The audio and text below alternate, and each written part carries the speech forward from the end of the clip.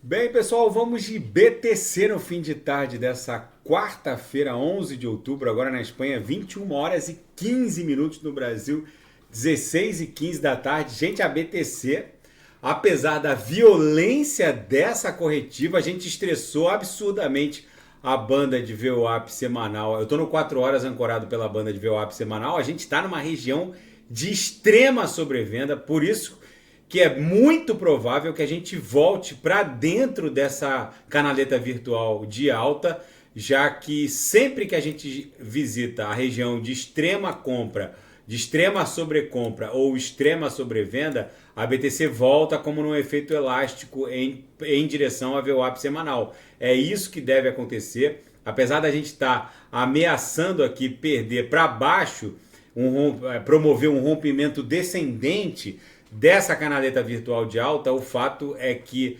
estatisticamente o gráfico nos diz que a BTC vai voltar para dentro da canaleta. E outra, no 6 horas, toda vez que a BTC escapole para baixo da Lauer aqui na banda de VWAP mensal, a BTC volta como no efeito elástico em direção à própria VWAP mensal. Vocês podem puxar qualquer período para trás, pode puxar 2, 3, 5 anos para trás. A única vez que a BTC rompeu aqui a Lauer na banda de VWAP mensal e continuou caindo foi no evento pandêmico, mas aí também é um evento fora da curva, vamos colocar assim, porque todo o mercado financeiro tradicional seguiu desabando e arrastou e fez com que as duas linhas da banda também acabassem emborcando para baixo. Agora, quando as linhas da banda se abrem, uma para cima, outra para baixo, como aqui, ó, uma para cima, outra para baixo, a BTC volta como no efeito elástico em direção à VWAP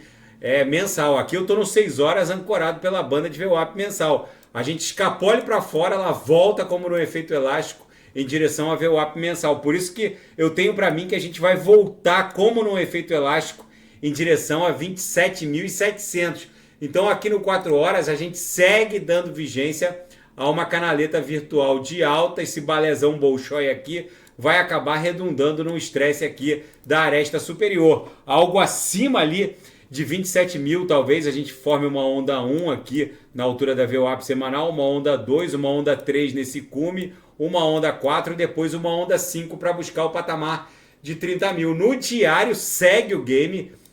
A nossa cunha triangular ficou mais ampla do que a inicialmente prognosticada, mas a primeira tentativa de desenhar um corpo real para cima da MM200 falhou, desceu, acabou cedendo aqui para quase na base do interior, na base da nuvem aqui pelo interior, mas é bem provável que agora a gente redunde num novo estresse de baixo para cima contra a MM200 aqui na confluência com a aresta superior dessa cunha aqui que está fazendo as vezes dessa LTB aqui. Na projeção de 26 períodos, a nebulosidade esverdeada se mantém vigente no diário. As três linhas do canal de Keltner ainda seguem emborcando de baixo para cima a nuvem no diário, ou seja, segue a tendência de alta no diário.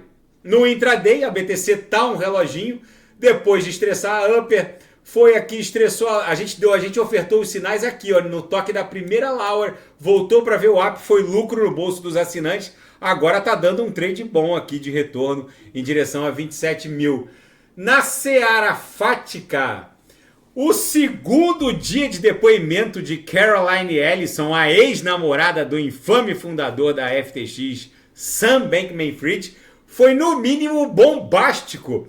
A Caroline Ellison disse que o Sam Bankman-Fried se valeu de prostitutas tailandesas para tentar desbloquear $1 bilhão congelados por autoridades chinesas. Segundo Caroline, o Sam Bankman-Fried tentou recuperar fundos congelados da Alameda Research pelas autoridades chinesas, se valendo de contas registradas falsamente em nome de prostitutas tailandesas. Foi uma verdadeira loucurada, vamos dizer assim, os últimos dias da FTX e os braços da holding, no caso aqui a Alameda Research, que tinha como CEO a ex-namorada Caroline Ellison, que fez um acordo com a acusação e agora é uma testemunha importante de acusação contra o Sam Bankman-Fried.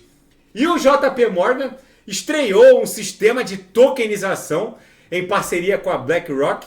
Os principais clientes de ambas as instituições financeiras gigantes de Wall Street agora vão poder se valer desse sistema TCN, Tokenized Collateral Network, que permite a conversão de ativos tradicionais em ativos digitais, abrindo caminho para liquidações on-chain em cadeia. Enfim, é o novo normal. Mais uma stablecoin supostamente algorítmica perdeu a paridade de 1 para 1 contra o dólar norte-americano e é negociada a 0,54 ao USDR. Eu vou até ver o market cap dessa stablecoin. A gente tem que ter muito cuidado com essas stablecoins supostamente algorítmicas. USDR, Real USD, porque elas prometem uma paridade completamente algorítmica, mas na prática não é isso que acontece. Ela tem um market cap de... Agora está ostentando aqui um market cap de 300, deixa eu ver aqui o market cap dela. Aqui está dizendo que está $300 de market cap. Deixa eu ver aqui se tem...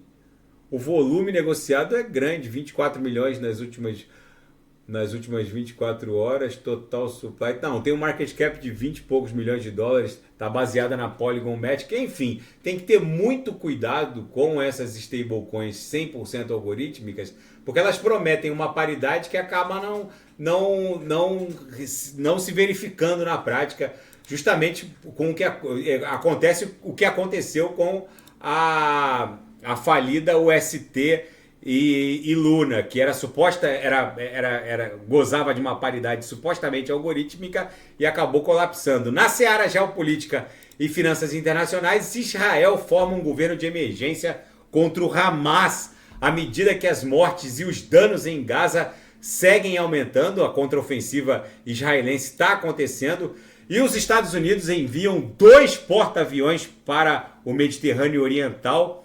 O coordenador do Conselho de Segurança Nacional norte-americano, John Kirby, confirmou que os Estados Unidos estão enviando o porta-aviões USS Eisenhower e também o USS Gerald Ford como parte das operações de apoio à contraofensiva de Israel.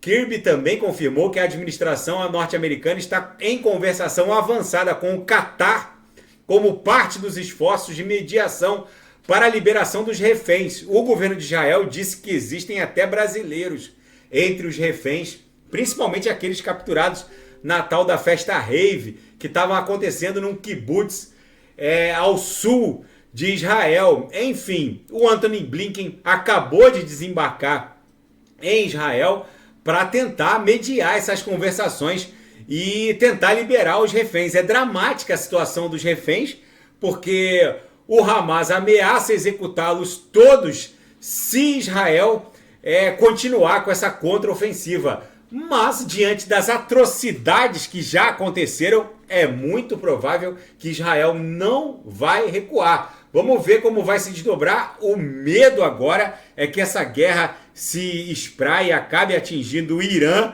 que financiou essa aquisição desses foguetes, que eram quase drones. Não eram aqueles morteiros que normalmente o Hamas usava.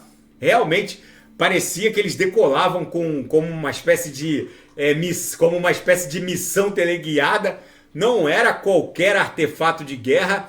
Enfim, se efetivamente Israel responder ao Irã, aí o caldo vai engrossar ligeiramente. Gente, a BTC aqui no 6 horas claramente escapuliu aqui da nossa banda de VWAP mensal. Sempre que isso acontece, a BTC volta como num efeito elástico em direção à VWAP mensal. E é para lá que a gente está indo, para o patamar ali próximo de 27 mil dólares. Tá bom, pessoal? Aqui no diário segue vigente a nossa cunha triangularizada. Ficou um pouco maior do que aquela inicialmente prognosticada, mas ainda é uma figura de acumulação. Na projeção, a nebulosidade esverdeada ainda segue com uma bela espessura, indicando que os compradores ainda estão no controle da BTC. Tem muita gente boa abrindo short aqui, ó, mas eu ouso afirmar que isso aqui vai voltar em direção à VWAP mensal ali no patamar de 27 mil, como numa onda 1.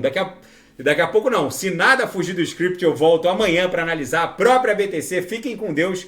E quem quiser sugerir alguma análise, é só colocar nas mensagens abaixo. Até amanhã, grande abraço. Fiquem com Deus.